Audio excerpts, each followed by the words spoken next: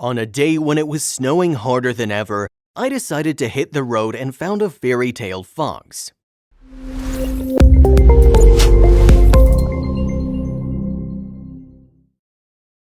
But before we start, please take a moment to give this video a like, subscribe to HappyWorld, and hit the bell so you'll never miss these great stories. You must live in a snow paradise.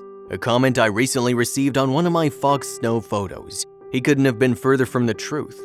In my country, snow is almost as rare as winning the lottery, and lately with all that's happening, paradise is not the first thing that comes to mind anyway. But the comment made my mind water to a beautiful day when maskless faces were just a common sight and hugging was still legal. Once upon a time in December, the news warned, "Whatever you do, stay home and do not hit the road."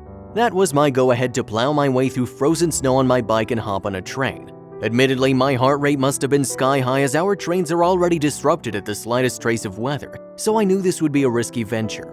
I had no idea if I would ever arrive, and I'd rather not think about ever coming home. But it worked. After several hours of traveling, I was where I wanted to be. My initial euphoria soon gave way to doubt though. Geez, it was snowing hard. The paths had become invisible and I had no clue where exactly I was walking. There was no one outside as everyone was, as usual, wiser than me. And how cold it was! With our ailing climate, I was not prepared for that at all. It seemed like it was snowing harder every minute and the countless snowflakes blinded my sight, forcing me to walk backward. With each step, my doubt increased. When it became almost impossible to walk against the strong wind, I decided to take a rest. What was I thinking? As if any animal would show up in such a blizzard. They were smarter than me too, and what if it wouldn't even stop snowing? Could you actually get snowed in? Wouldn't it have been wiser to just stay home and watch Netflix? I looked up at the sky and watched the snowflakes swirling down. Just like when I was a little kid and watched the falling snow through the window, I became hypnotized again. Sane or not, this was pure magic. The snow expertly packed everything from trash cans to no trespassing signs. All the nonsense was magically removed and I imagined myself in a perfect world. Even sound seemed to be absorbed by the snow. There was nothing to disturb this perfectness. As far as my eye could see, everything was white, white, and whiter. Until this perfect white pattern was suddenly interrupted by something red. A fox! I held my breath and dared not move. But instead of running away like I was used to foxes back then, she sat quietly as the snow fell on her. Strangely enough, it didn't seem to bother her at all. She just took the snowstorm completely calmly. In fact, she even seemed to enjoy that new white world as I did, and it may be my imagination, but did I just see her smile?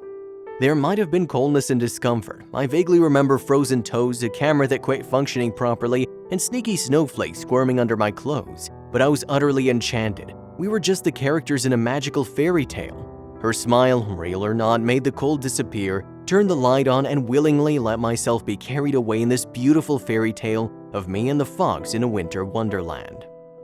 So no, I don't live in a paradise, not at all. But very, very occasionally, I find myself in the right place at the right time, and I end up in a beautiful winter fairy tale with one happy fox that, even today, is still able to make me and hopefully others smile. And it's nice to know that magic can happen. Also, or just at the moment you no longer expect it. A group of foxes is called an earth. Many have underground dens, a skulk, defined as run and hide in a sinister or cowardly way, or way to negatively anthropomorphize a great animal, or leash because they're canines.